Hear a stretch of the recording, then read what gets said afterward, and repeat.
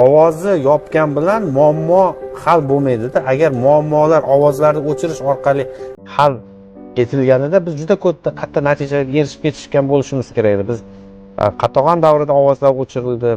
Undan keyin mustaqillikning dastlabki yillarida ovozlar o'chirildi.